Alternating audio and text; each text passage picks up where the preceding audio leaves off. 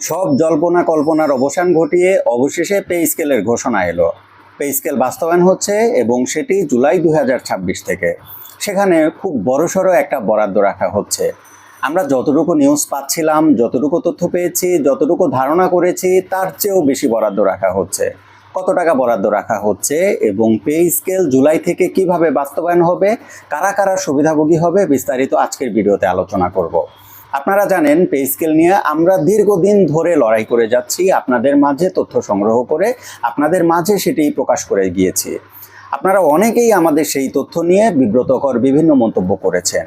এখন দেখুন pay scale হচ্ছে, সেই পে স্কেলের সুবিধাভোগী আমরা সবাই হতে যাচ্ছি।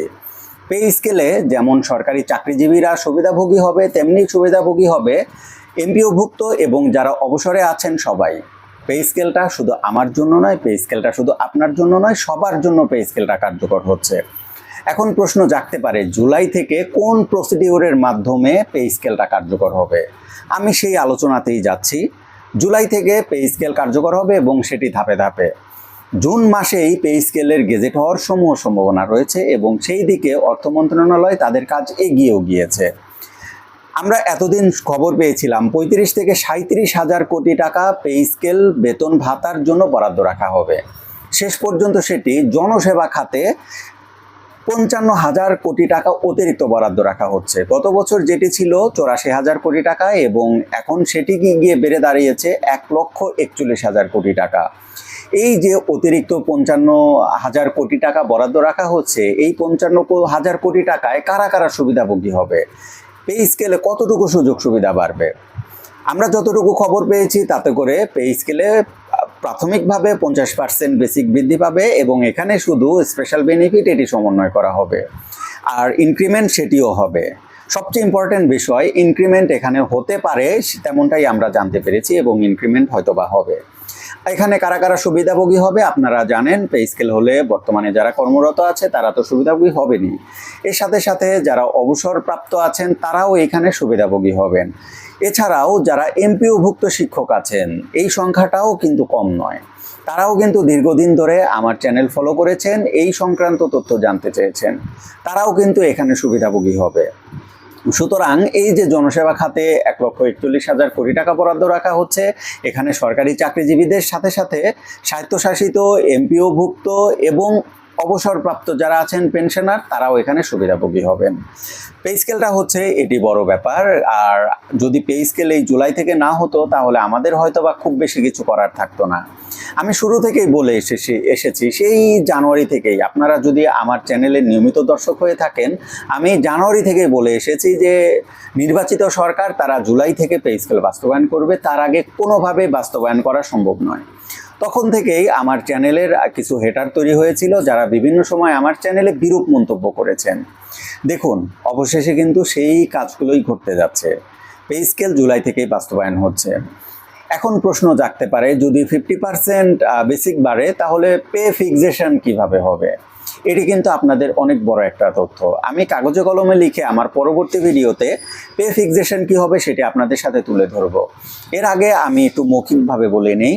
আপনারা জানেন পে স্কেল যখন কার্যকর হয় তখন সেটি এর আগে আমরা যখন দেখেছি পুরোপুরি কার্যকর হতো এবং সেটি একটু পরবর্তীতে গেজেট হতো, পরে এরিয়ার হিসাবে সমন্বয় করা হতো।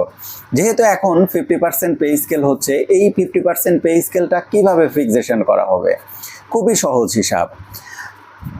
অন্তর্বর্তীকালীন সরকারের সময়ে পে কমিশন যতটুকু সুপারিশ করেছে সেখান থেকে বাস্তবায়ন কমিটি আলাদা একটা সুপারিশ করবে। সেই সুপারিশে কতটুকু বাস্তবায়ন করা হবে তারা সেই হারটা নির্ধারণ করবে।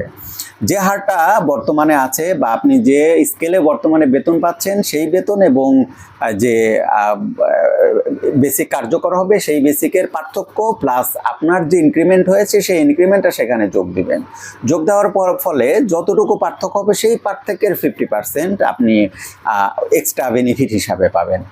এটি কিন্তু স্পেশাল বেনিফিট, মহার্ঘ ভাতা কোনো নামেই কার্যকর হবে না। এটি পে স্কেল নামেই আপনার অ্যাকাউন্টে টাকাটা যোগ হয়ে যাবে।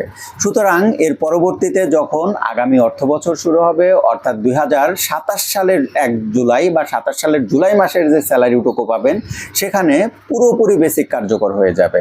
অর্থাৎ বর্তমানে যে 50% বেসিক দেওয়া হবে এবং সেই বেসিকটা, বাকি বেসিকটা সেই জুলাই মাসে দিয়ে দেওয়া হবে।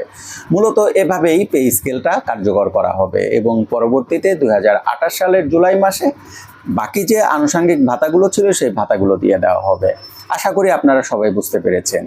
পেনশনাররা কতটুকু সুযোগ সুবিধা পাবেন সেটি তো আমার চ্যানেলে আগেই আপনাদের সাথে শেয়ার করেছি এবং আপনাদের সামনে সুবিধার্থে আমি আবারও সেটা সংক্ষেপে বলছি।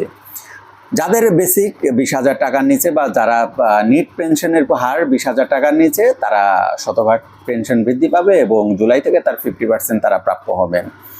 যাদের পেনশনের হার 20,000 থেকে 40,000 পর্যন্ত, তারা 75% প্রাপ্য হবেন এবং জুলাই থেকে সেটি কার্যকর হবে। এবং যাদের তার চেয়ে বেশি, তারা 55% কার্যকর হবে এবং সেটিও জুলাই থেকে কার্যকর হয়ে যাবে। এটি ছিল পে স্কেলের সর্বশেষ আপডেট। এখন এখানে আমি একটু সামারাইজ যদি করি, তাহলে আপনারা দেখবেন বিভিন্ন পত্রপত্রিকায় জনসেবা খাত নামে উল্লেখ করা হচ্ছে। এই জনসেবা খাতই মূলত বেতন ভাতা বাবদ এখানে প্রদান করা হয়। আর এইভাবেই পে স্কেল কার্যকর করা হবে এবং সরকারি চাকরিজীবীদের বেতনগুলো সমন্বয় করা হবে। তো বন্ধুরা, আপনারা যারা দীর্ঘদিন ধরে অনিশ্চয়তায় ছিলেন, আশা করি আপনাদের আর মাঝে এই অনিশ্চয়তা থাকার কোনো অবকাশ নেই।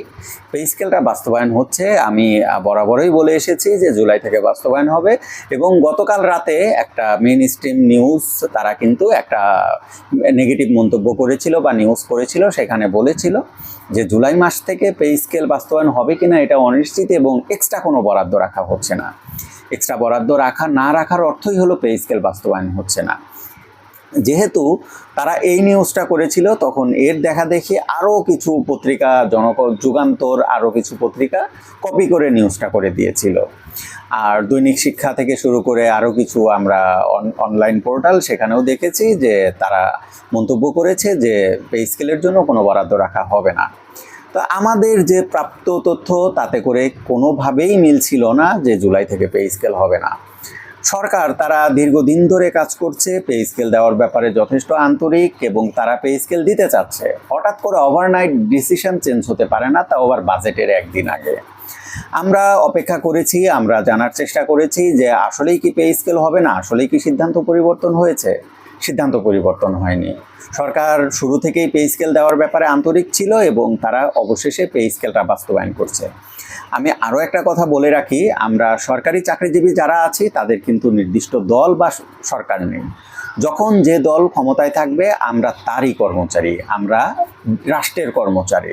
সুতরাং আমরা যখন একটা নিউজ শেয়ার করব, সেটি যদি কোনো সরকারের ফেভারে যায়, তখন সেটিকে বলা যাবে না যে আমরা সেই সরকারের পক্ষে কথা বলছি। ব্যাপারটা হলো এমন, আমরা সঠিক তথ্য প্রদান করছি। একটা সরকার যদি ভালো কাজ করে, তাহলে অবশ্যই আমাদের উচিত সেই ভালো কাজকে অবশ্যই হাইলাইট করা এবং প্রচার করা। ভালো কাজের প্রচার হোক, ভালো কাজ আরও ঘটুক, আর পে স্কেলটা বাস্তবায়ন হোক, এই প্রত্যাশা রাখছি। যেহেতু 55,000 কোটি টাকা বরাদ্দ রাখা হচ্ছে, আশা করব যে 50%-এর পরিবর্তে শতভাগ বেসিক কার্যকর হবে এবং পরবর্তীতে আগামী অর্থ বছরে গিয়ে বাদবাকি যে ভাতাগুলো আছে সেই ভাতাগুলো প্রদান করা হোক।